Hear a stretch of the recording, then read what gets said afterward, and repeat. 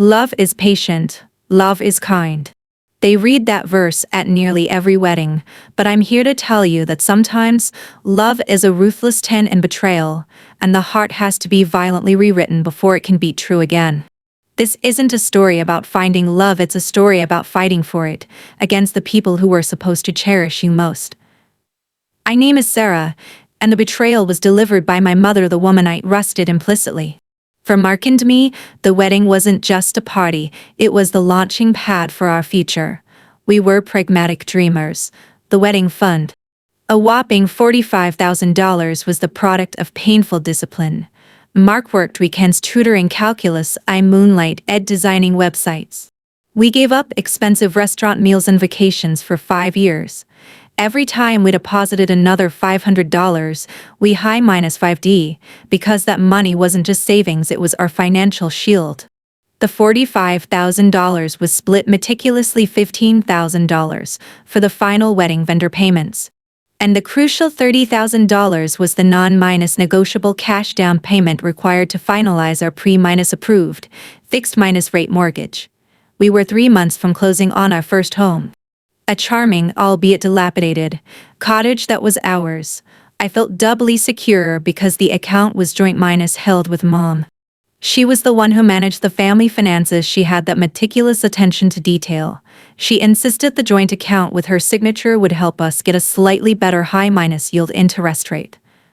And I actually believed her when she said, "Sarah, I'm your mother, I would never touch your future."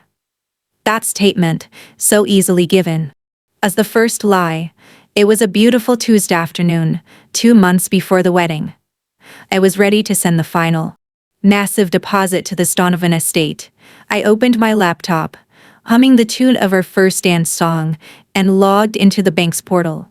I fully expected to see $45,123.88. The page loaded. The number next to the account name was not just wrong, it was impossible. Account balance $123.88. I stared at it. I blinked. I closed the tab and opened it. A cold panic seized my lungs.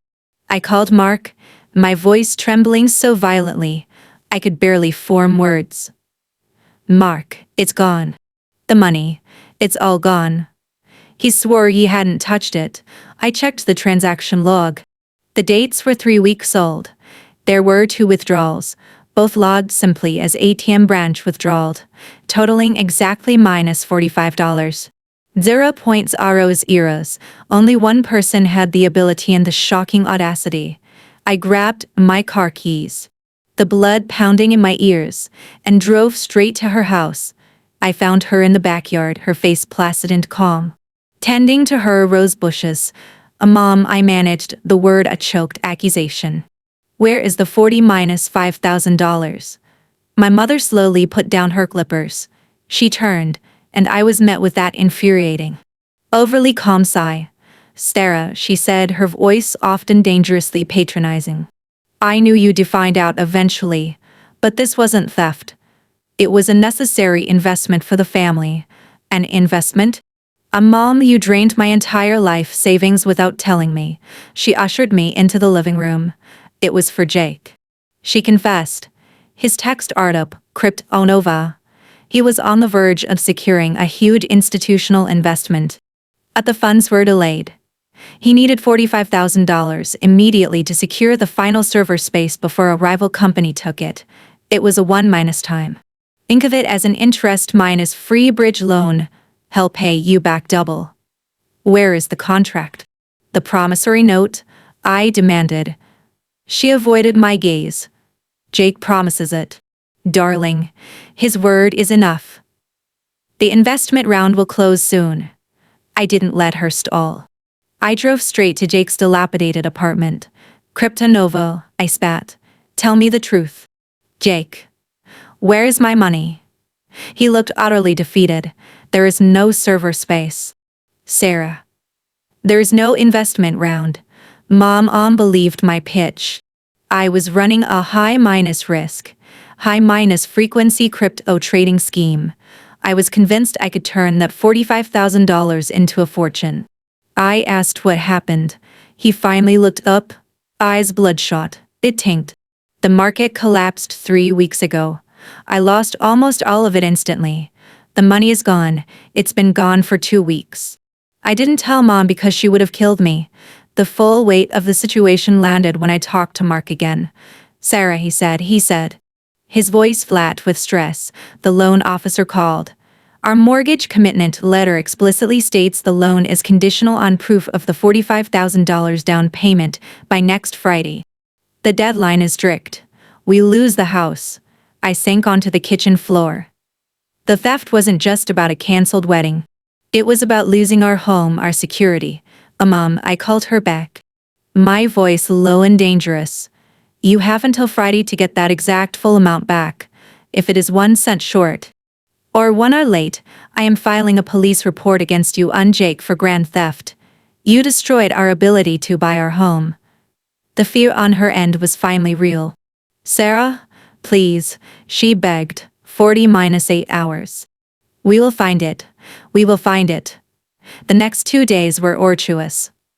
On Friday afternoon, just an hour before my self-imposed deadline, the text came deposit $45. Oddlers. I called Jake. It's here. Jake, it's back.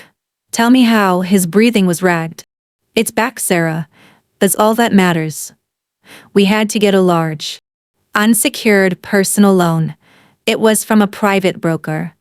They needed proof of collateral or a history of pristine financial responsibility. Mom was going crazy because my credit is useless. So, we had to show the broker what was possible. We put your financial profile into his system, just to run a soft check. It showed your high score. The broker said we could leverage it for a temporary, high-minus interest loan. My entire body went numb. You put my credit score into a high-minus risk loan application? You leveraged my score. Are you insane? It wasn't a formal application. It was a soft check, just to show him the potential, Jake shouted. Desperate, we had to, Sarah, otherwise we would have lost the loan, and you would have lost the house. Just be grateful the money is back. Just let it go. He hung up, leaving me with the terrifying thought that they had used my most valuable financial asset as collateral. I logged into my primary credit monitoring service. My hands were shaking. I-800- plus badge of honor was gone. The new number 610. I let out a low, strangled cry. 610. I scrolled frantically. The hard inquiries were there, dozens of them, from sketchy, unfamiliar lending institutions. The activity had flagged me as a massive risk, decimating my score. I had my money, but I had lost my financial freedom. The mortgage was off. My future was destroyed by my family's desperate attempt to clean up their first crime. They thought they saved me, I muttered to Mark. But they just delivered a worse kind of death sentence. I texted them one last time, Mom, come to my apartment. Now, bring Jake. The money is back, but we have a much bigger problem. I was ready for war. They arrived within the hour. I was sitting in the armchair, Mark standing silently behind me. I pushed the printed credit report across the coffee table towards them. You said you had to leverage my score. This is what you accomplished. They both saw the damning numbering. 610, but my mother immediately launched into her defense. No, Sarah. That's a mistake. We saw a high score. It was high-800 seconds. This is just a temporary drop from the inquiries. You're lying, Mom, I said. This score means our mortgage is gone. You destroyed the financial stability I spent 20 years building. Jake finally spoke. Mom, stop. I only thought I could get the money if I put your name. We only looked. Sarah. We only peeked. It was a calculated risk to save your brother, Mom insisted. A calculated risk with my life, I corrected, standing up. Well, let me show you the real calculation. I returned, holding to items a sealed envelope and my credit card. You saw the 610. And you saw the inquiries. You believe you ruined me, I said, looking Jake directly in the eye. And that was your biggest mistake. I slammed the second document onto the table, my report from a different, authoritative agency. My actual FICO score today, right now, is 820. They stared at the 820, then back at the 610 report, confusion warring with terror. Impossible. How can you have two scores? Mom gasped. I don't, I stated. I opened the sealed envelope, pulling out a document with a governance seal. For months ago, after dealing with a minor credit card alert, I implemented a full permanent credit freeze on all my files with all three major bureaus. The silence was deafening. Jake's jaw dropped. My mother's face went slack. The 610 you saw, the immediate rejection of those predatory loan applications, that was not the result of my credit being ruined. That was the result of the credit freeze working exactly as intended, I explained, relishing the look of dawning horror. I leaned over the table, my voice dropping to a decisive whisper. But since the money did appear in my account, and the loan was rejected from my file, tell me. Jake, whose credit file was compromised to show a 610 score that was desperate enough to get that quick, unsecured cash, he didn't need to answer. The shame and fear were etched onto his face. The 610, I finished, the final nail in the coffin, was your own score, Jake. When you tried to leverage my score, the system instantly recognized your failed debt minus written application history and reported your score, not mine.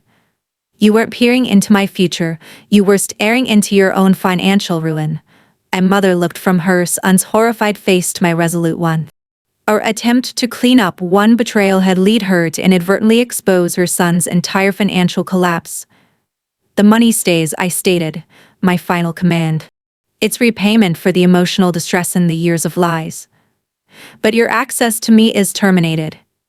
We are buying the house. The wedding is cancelled. I will not have any part of my future tainted by this kind of betrayal. Mark took the two of them by the arm, one by one, and guided them firmly to the door. My love and heart were indeed rewritten.